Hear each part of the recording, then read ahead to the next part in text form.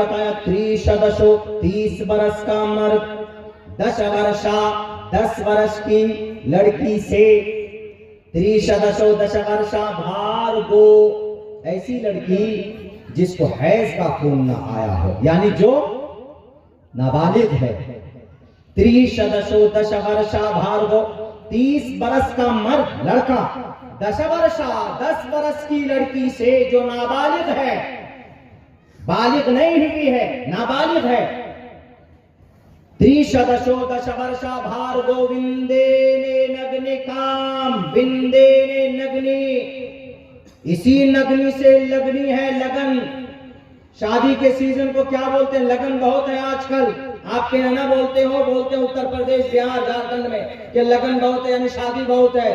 तो ये संस्कृत वर्ड है, संस्कृत वर्ड आज भी इस्तेमाल होता है।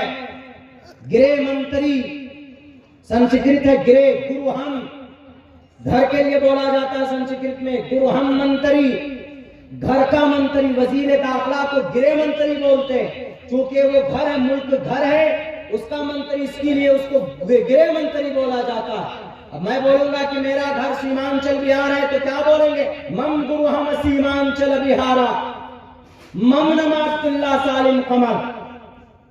ये गुरुहम घर को बोलते हैं। तो संस्कृत का वर्ड आज भी हम लोग उर्दू में, हिंदी में इस्तेमाल करते हैं, तो इस्तेमाल हुआ है। त्रिशदशो 10 वर्षा भार्गो विंदेने नग्नि काम, 30 बरस का लड़का 10 बरस की नाबालिग लड़की से विवाह कर सकता है। महाभारत दूसरी लाइन में लिखा, एकविंशति वर्षा, एकविंशति, विंशति मैंने 20 था, एकविंशति 21 बरस का लड़का, एकविंशति वर्षा 21 वर्ष का लड़का, वा सप्रा, मैंने कहा था सप्त मैंने 7, सप्रा 7 बरस की लड़की से विवाह कर सकता है। किसमें है? महाभारत में।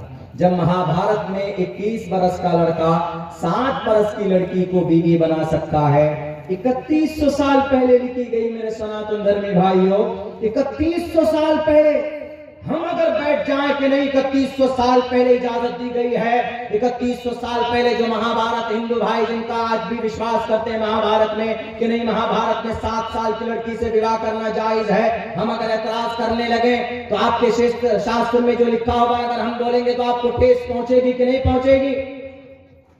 महाभारत में लिखा है, यानी जो लोग अगर कुछ किसी को आपत्ति हो कि अल्लाह के नबी अलैहिस्सलाम ने 9 साल की उम्र में क्यों रुखसती की है अम्मा आयशा से, तो ये तो 1400 साल पहले की बात है, उनसे पहले महाभारत में भी परमिशन है। तो हमने कहा कि ऐसा है कि धार्मिक बातें झगड़ा करने के लिए नहीं होती, धार्मिक बातें, धर्मशास्त्र, अगर किसी को अगर उनके मजहब को जानना है तो उनके शास्त्र को पढ़िएगा तो उनके मजहब, उनके अकीदे के बारे में जानकारी होगी। और मैं दोनों से कहता हूँ, मुसलमानों से भी कहता हूँ और हिंदू भाई से भी कहता हूँ कि मेरे हिंदू भाइयों, अगर आप रियलिटी को जानना चाहते हैं, अगर आप हकीकत को जानना चाहते हैं, ईश्वर के मार्ग का दर्शन करना चाहते हैं, तो किसी की बातों पर नहीं बल्कि शास्त्र की बातों पर अमल कीजिए। कितना वो था कि अरे मोहम्मद ने ऐसा किया, अम्मा आयशा के साथ में, छोटी बच्ची के साथ जुल्म ज़्यादती की है, जुल्म ज़्यादती नहीं की। अल्लाह के नबी अलैहिस्सलातु वस्सलाम को अल्लाह तबारक व तआला ने जुल्म ज़्यादती करने के लिए नहीं भेजा था। आप अलैहिस्सलातु वस्सलाम की पूरी सीरत और पूरी जिंदगी उठाकर देख लीजिए, नबुव्वत के बाद क्या, नबुव्वत से पहले भी मोहम्मद रसूलुल्लाह सल्लल्लाहु अलैहि वसल्लम ने किसी को जर्रा बराबर भी अपनी जुबान से तकलीफ नहीं पहुंचाई है जनाब। आज खामखा लोगों के बीच में नबी की उस जीवनी को लाकर पेश करते हैं ताकि लोगों के बीच में नफरत पैदा हो। जब महाभारत में परमिशन है तो हमारे नबी ने किया है, तो फिर पेट में दर्द किसी को भी नहीं होना चाहिए। तो हमने कहा कि उस गुरु जी को कुरान और हदीस की तफसीर नहीं, इस मंत्र को लिखकर भेज दीजिएगा और उनसे कहिएगा कि इसका जवाब सिर्फ आप दे दीजिए। तब आप मोहम्मद रसूलुल्लाह सल्लल्लाहु अलैहि वसल्लम की जात अक़दस पर एतराज कीजिएगा। 2 मंत्र मैंने लिखकर भेजे थे, 2 मंत्र अम्मा आयशा के ताल्लुक से, अल्लाह के नबी की जीवनी के ताल्लुक से। एक तो यही त्रिशदशोदश वर्षा भार्गो विंदेन नग्निकाम, एकविंशति वर्षा वा सप्रा वर्षा वाप्नुयात। 21 बरस का मर्द अगर कोई 7 साल की बच्ची से विवाह करे तो भारत के अंदर महाभारत कहती है कि जायज और परमिशन है। तो अल्लाह के नबी ने 1400 साल पहले अगर 9 साल की उम्र में अम्मा आयशा को बीवी बनाकर, बल्कि अम्मा आयशा को बीवी बना के लिए अल्लाह के नबी नहीं गए थे, बल्कि निकाह होने के बाद अल्लाह के नबी अलैहिस्सलाम अम्मा आयशा के वालिद मोहतरम अबू बकर सिद्दीक रज़ी अल्लाह ताला अन्हु ने कहा था कि मोहम्मद, आपकी बीवी आपके लिए अम्मा आयशा बड़ी हो गई है, बड़ी हो गई है, बालिगा हो गई है, यानी she become a good woman. अब वो औरत बन सकती है, यानी आपकी अहलिया बन सकती है, अब वो बच्ची नहीं रही। इसीलिए आप जाएं अपनी बीवी को लेकर आए। अल्लाह के नबी ने कहा कि मेरे पास पैसे नहीं है, मेरे पास जन महर के पैसे नहीं, तो 400-500 दीनार हजरत अबू बकर सिद्दीक ने अल्लाह के नबी को दिए कि जाइए अपने बीवी के 400 दिनार दिरहम ये आप उनके महर दीजिए। और उसके बाद अंसारी औरत को लेकर गए।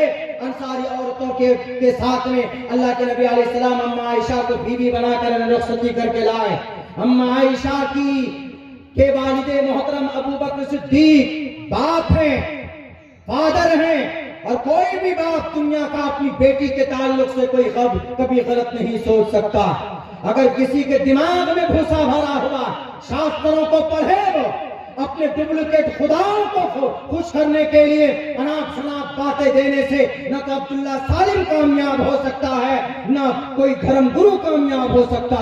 इसीलिए हमारा अकीदा है अल्हम्दुलिल्लाह, इस्लाम में वही बातें कही जाती है जो कुरान और शरीयत के अंदर होगी।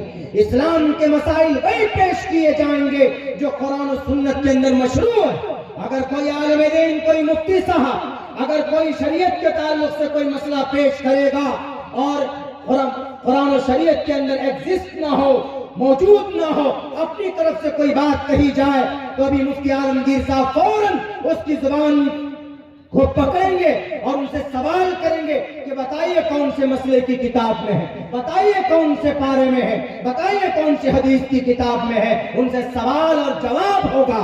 इसी का नाम इस्लाम है कि इस्लाम और शरीयत उस चीज को कहते हैं जो अल्लाह तबारक व तआला की तरफ से है। 1458 साल पहले जिसका निफाज हुआ था और आज तक है और कल क़यामत तक होगा इंशाअल्लाह तबारक व तआला।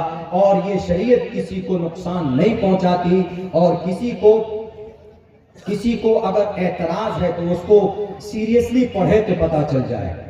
तो अम्मा आयशा के बारे में मैंने तो एक मंत्र ये लिख करके भेजा, दूसरा एक मंत्र मैंने पढ़ा था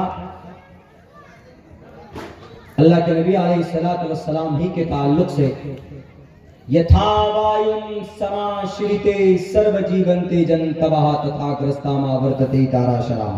मेरी बात थोड़ी लंबी होती है लेकिन लंबी नहीं कर रहा हूँ, मुख्तसरन समझा रहा हूँ, क्योंकि अम्मा आयशा के रिलेटेड है तो वही बातें कहता हूँ। और अम्मा आयशा तो वो हस्ती है, वो मुक़द्दस हस्ती है कि हजरत अबू हुरैरा के बाद सबसे ज्यादा मरवियात, सबसे ज्यादा हदीसें रिवायत करने वाली हस्ती अम्मा आयशा सिद्दीक़ा रज़ियल्लाहु ताला।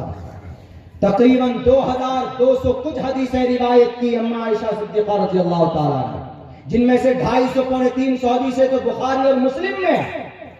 कोई भी मसला सहाबाए किराम का अटकता अम्मा आयशा के पास फौरन पहुंचते थे। वो अम्मा आयशा जिनकी पवित्रता को बयान करने के लिए अल्लाह आसमान से जमीन पर 16 से 17 आयतें नाज़िल फरमाता, वो अम्मा आयशा जिनको सलाम पेश करने के लिए जिब्राइल अमीन तशरीफ लाते थे, वो अम्मा आयशा जिनकी बरकत से इस कौम को तयम्मुम जैसा अहम मसला मिला अम्मा आयशा ही की बरकत की वजह से, वो अम्मा आयशा पर इल्जाम लगाते। सोचना चाहिए। और अल्लाह के नबी अलैहिस्सलातु वस्सलाम के ताल्लुक से एक बात, एक एतराज और किया जाता, आप लोगों से भी किया जाता होगा कि अरे आपके मोहम्मद ने 11 शादियों क्यों की, और आपके मोहम्मद रसूलुल्लाह सल्लल्लाहु अलैहि वसल्लम से बाज़ाब्ता तरगीब दे रहे नौजवानों को कि कुछ मत करो, शादी करो। या माशर अश-शबाब मन इस्तता मिनकुमुल बाअत फल्यतज़व्वज, फइन्नहु अगज़्ज़ु लिलबसरि व अहसनु लिलफरज व मन लम यस्तति फअलैहि बिस्सौम फइन्नहु लहु विजाउन रवाहु बुखारी व मुस्लिम।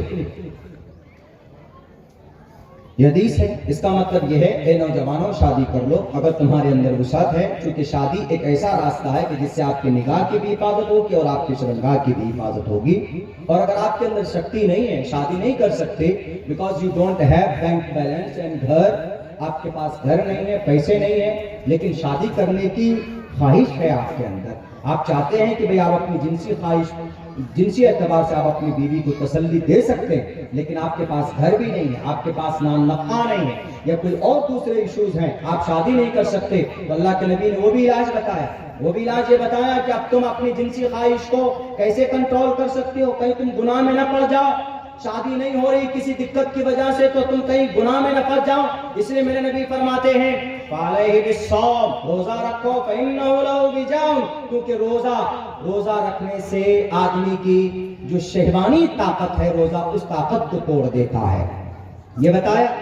इस पर एतराज कि नहीं जी मेरे सनातन धर्मी भाई, अगर आप यहाँ पर बैठे हैं तो इस पर एतराज नहीं होना चाहिए, बल्कि एक समाज की बहुत बड़ी और बुरी बीमारी का इलाज इस हदीस के अंदर है। सिर्फ हदीस में नहीं, बल्कि सेम इसी हदीस के ताल्लुक की उसमें माने से मिलता जुलता एक मंत्र है जो मनुस्मृति का, मैंने ये दोनों मंत्र उनको लिख के भेजा था गुरु जी को। हमने कहा कि आपको लगता है कि आपने बहुत बड़ा काम कर दिया, नबी की जात पर एतराज कर दी किसी पर, तो आप जरा पढ़िए इसको।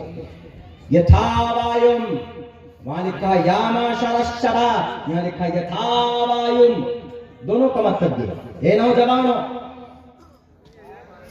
मनुस्मृति में महाजल पलवान वाले मनु, बस फर्क इतना है कि हम महाजल पलवान वाले मनु को हजरत नूह अलैहिस्सलाम मानते हैं, आप महाजल पलवान वाले मनु मानते हैं, हम हजरत नूह मानते हैं। महाजल पलवान अजीम सैलाब, मुसलमानों का भी अकीदा है कि दुनिया के अंदर आज तक सबसे बड़ा सैलाब अगर किसी के जमाने में आया है तो हजरत नूह अलैहिस्सलाम के जमाने में आया, और उसी को बदल कर महाजल पलवान वाले मनु, महाजल पलवान वाले मनु, उसी मनु की मनुस्मृति है, उसी मनुस्मृति का यह श्लोक है जिसके अंदर कहा गया यथावायुम, ऐ नौजवानों, समाश्रिते सर्वजीवन्ते जन्तवः, पाकीज़ा जिंदगी गुजारना चाहते हो,